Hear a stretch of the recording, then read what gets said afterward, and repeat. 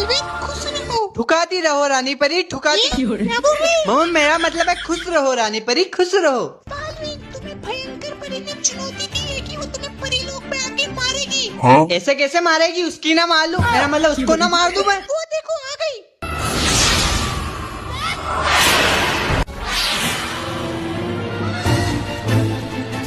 नहीं बालवीर रुको, तुम यहाँ परी लोक में युद्ध नहीं कर सकते।